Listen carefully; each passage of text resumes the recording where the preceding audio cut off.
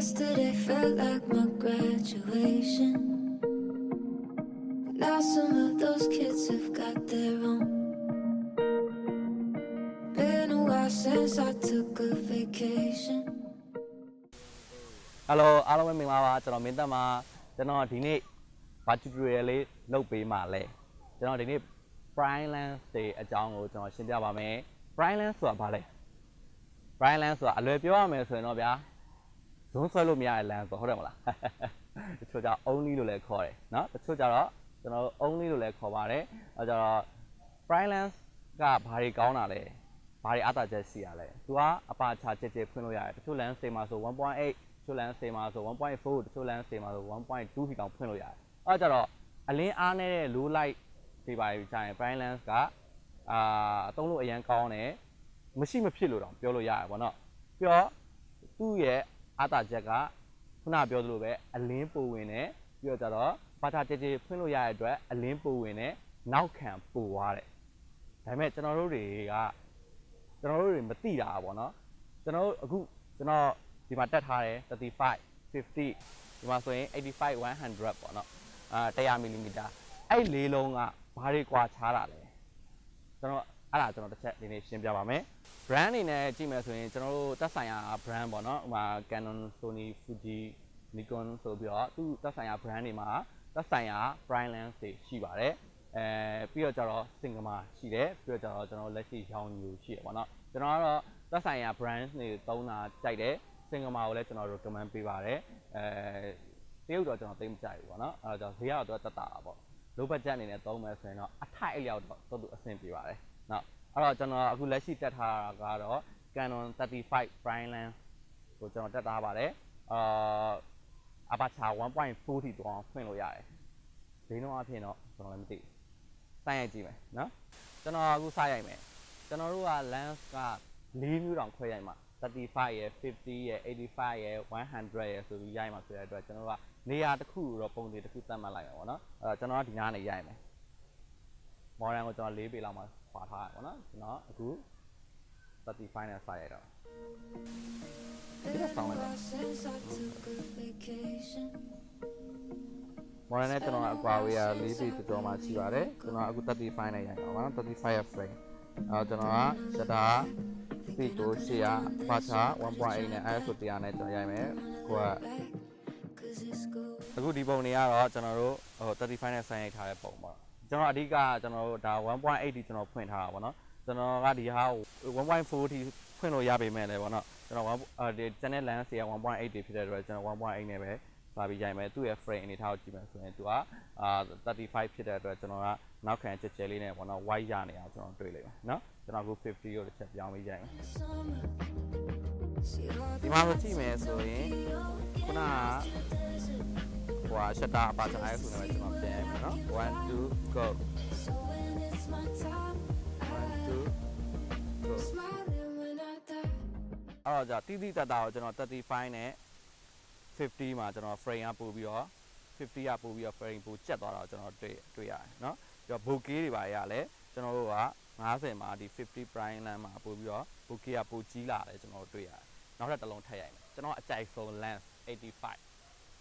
okay king of portrait 85ကျွန်တော်လက်ထဲရောက်နေပြီကျွန်တော် lens လေးရလေနံပါတ်4တောင်မပေါ်တော့ဒါပေမဲ့ဟောင်းမိမယ်လဲကောင်းသေးပါပေါ့မောင်လဲနည်းနည်းမှောင်သွားပြီဆိုတော့ကျွန်တော် shutter ကို400လောက်ထိဆင်းလိုက်တယ်1 2 go 50နဲ့85မှာ35ဟာသွားတဲ့အတွက်တော်တော်ကြီးကို frame ကကျက်သွားတယ်ကျွန်တော်နောက်ဆုံး100 mm နဲ့ရိုက်ရမယ်100 mm နဲ့ရိုက်တယ်ဆိုရင်မျက်နှာလောက်ပဲရတယ်ဒီ100 mm 1.8 lens sorry 2.8 နော်ကျွန်တော် shutter speed ထပ်ချော့အခုဆိုရင်ကျွန်တော် lens 4မျိုးနဲ့ရိုက်ထားတဲ့ prime lens 4မျိုးပေါ့နော်ရိုက်ထားတဲ့ပုံတွေကိုကျွန်တော်တို့ရှင်းကြည့်ကြရအောင်အခု35 50 85 100ကဲဘာတွေကွာခြားသွားလဲကျွန်တော်ပဲရှင်းပြလိုက်ပါမယ်နော် okay အဲ့ချိန်မှာ35ကတော့ तू က white ဖြစ်သွားတာပေါ့နော်မြင်ကွင်းပိုကြဲကြဲရတယ်50 mm အောက်ဖြစ်တဲ့အတွက် full frame နဲ့ crop frame မှာဆိုရင် full frame ဆိုပို white တယ် तू က အဲ့ကြတော့ crop frame မှာဆိုရင်တော့အတော့အသင့်ပေါ့နော်ကျွန်တော်တို့ကသုံးလို့ကောင်းတဲ့ lens ထဲမှာပါတယ်အခန်းချင်းလေးတို့ coffee sign တို့ဘာလို့ချိန်မှာရိုက်တယ်ဆိုရင်ပိုကောင်းတယ်ပေါ့နော်နောက်ခံက night portrait လိုမျိုးတို့ဒါမှမဟုတ်နောက်ခံ bokeh လှလှလေးရိုက်မယ်ဆိုတော့35ကအဆင်မပြေဘူးသူ့ရဲ့ bokeh ကအရန်သေးတယ်သူ့မှာနောက်ကဝါးသွားတဲ့ bokeh ကတိတိလေးတွေဖြစ်နေတယ်ဆိုတော့ကျွန်တော်ဆိုရင်တော့မကြိုက်ဘူးလုံးဝအဲ့တော့ဒါဆိုရင်နောက်တစ်ခု50ကိုကျွန်တော်ကြိုက်တယ်50ကပြောရမယ်ဆိုရင် crop frame အတွက်ကောသူ့ရဲ့ frame အနေထားအရာပေါ့နော်50ဆိုတဲ့ millimeter အနေပုံစံကကျွန်တော်တို့က crop frame အတွက်ကောသူက full frame အတွက်ပါသူကအဆင်ပြေတယ်သူ့ရဲ့ bokeh လေးကလည်းဘယ်လိုပြောမလဲ perfect ဖြစ်တယ်အဆင်ပြေတယ်ပေါ့နော်အဲ့တော့ကျတော့ crop frame သမားဖြစ်တယ်ဆိုရင်ကျွန်တော်က51.8ကို recommend ပေးတယ်။ဘာကြောင့်လဲဆိုတော့ဈေးလဲတက်တာတယ်။ तू က crop frame နဲ့ကော full frame နဲ့ကောအဆင်ပြေတယ်။အဲ့ကြတော့51.8 prime lens တစ်လုံးကကျွန်တော် photographer တွေအတွက်မဖြစ်လိုတယ်။အဲ့ကြတော့ photographer ဆိုတာလူပုံရိုက်တဲ့ photographer တွေပေါ့နော် portrait photographer တွေအတွက်ကမရှိမဖြစ်လိုတယ်။အခုလိုလိုက်အတွက်လည်းအဆင်ပြေသလိုတယောက်တည်းရိုက်တဲ့အချိန်တွေကြာရင်နောက်ခံဝါးလေးရခြင်းနဲ့ဆိုရင်ပြောကြတယ်ဗါလဲ Sochi lens တဲ့အဲ့တော့50 lens လေးကဝယ်ထားတင်ပါတယ်အဲ့တော့ဒါဆိုရင်တချို့ကကျွန်တော်မေးတာရှိရယ်ဆရာ50ကို 1.8 မဝယ်ဘဲနဲ့ကျွန်တော်မှာပတ်စံရှိရယ် 1.4 ဝယ်မယ်ဟုတ်ပြီအဲ့ဒါဆိုကျွန်တော်ရှင်းပြမယ် 1.4 ဝယ်မယ်ဆိုရင်တော့ညီကိုတို့ကိုယ်တိုင်က full frame ကိုင်နေဆိုရင် 1.4 ကိုဝယ်ပါ